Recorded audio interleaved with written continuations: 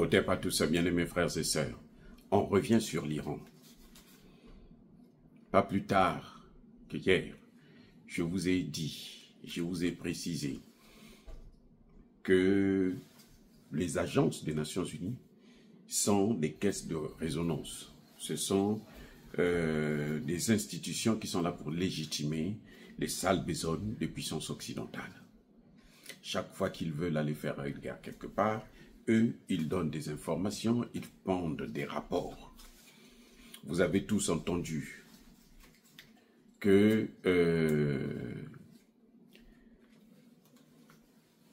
le Premier ministre Netanyahou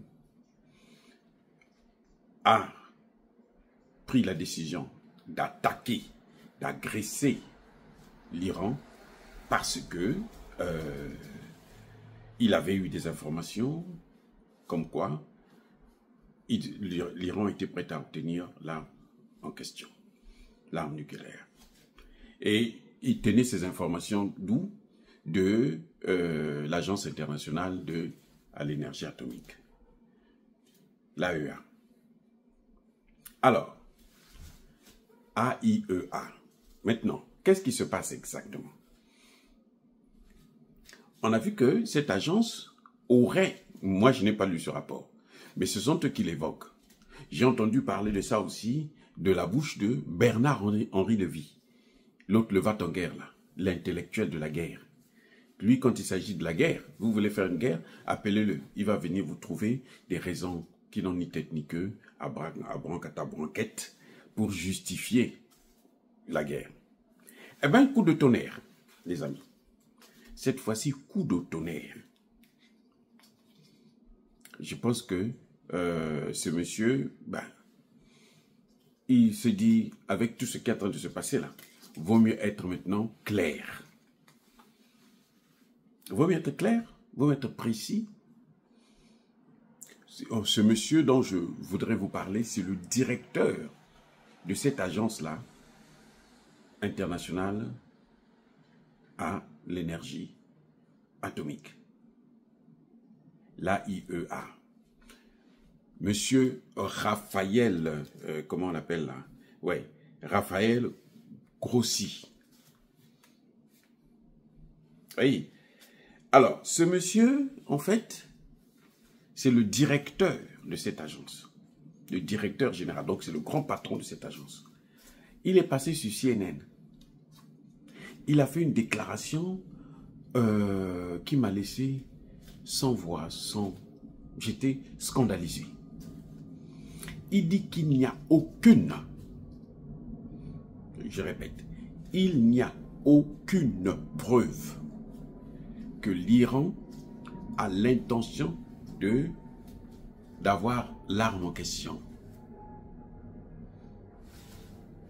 Mais attendez, que ce soit Emmanuel Macron, que ce soit la plupart des leaders occidentaux, ils se réfèrent à cette agence-là.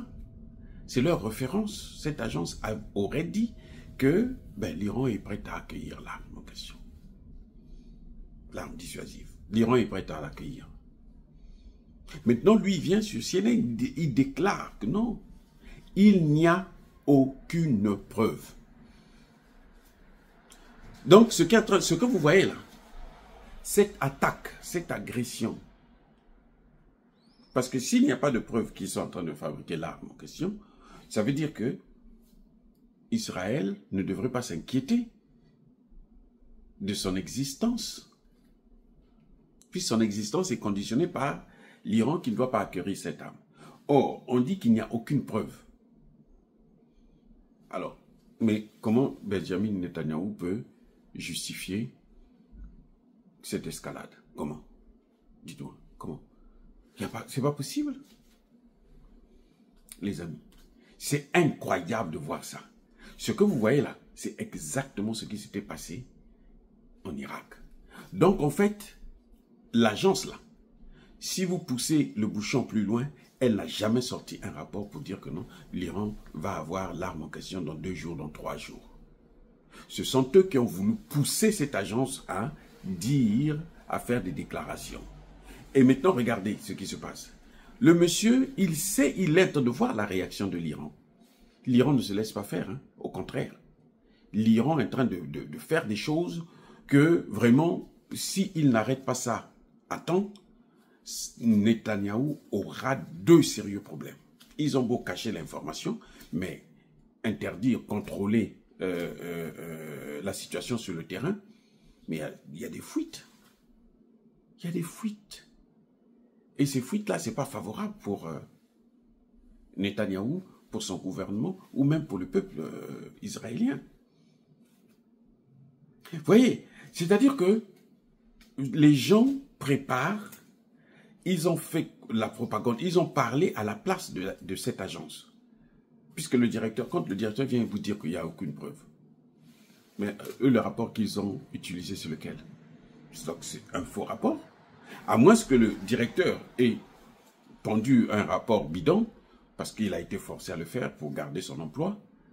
Et puis bon, maintenant il voit que la situation est en train de dégénérer, parce qu'il se disait que Israël va raser tout Téhéran, et puis bon, il continue la marche vers maintenant d'autres pays du Golfe. Comme ils ont fait avec la Palestine, après le Liban, après la Syrie et tout. Donc il se disait que c'est comme ça, mais cette fois-ci, il a rencontré un os. Il est face à un garçon. Donc maintenant, le monsieur, il se dit, non, non, non, là, tel que ça prend la tournure, là, moi, je ne veux pas me salir les mains, je me retire, je me retracte, à moins que ce soit ça. Mais en réalité, il n'y a aucune preuve. C'est ça qui est la vérité, c'est ça qui est le point le plus important. Il n'y a aucune preuve qui justifie cette agression israélienne, parce que, eh ben, l'Iran n'a jamais eu l'intention. L'Iran enrichit l'uranium, c'est vrai, mais il n'a jamais eu l'intention d'en avoir. Voilà les amis, encore une fois de plus, comment ces gens-là, ils manipulent. Ils sont en train de détruire tout ce qu'eux-mêmes ils ont construit. Parce que ces institutions-là, ce sont eux qui les ont construits. Hein. Et encore pire, ce que je vais vous dire, je vais vous faire comprendre une chose, c'est que l'Iran est signataire du traité de non-prolifération des armes nucléaires. Israël n'est pas signataire. Israël a son arme. Dites-moi, posez-moi la question de savoir où est-ce que Israël a eu son arme. Ce sont les Français, ce n'est pas les Américains, les Français. Les Français, là, ce sont eux qui ont donné ça à Israël. Dans les années 50, 57, 60. Vous voyez, mais Israël n'est pas signataire de ce traité.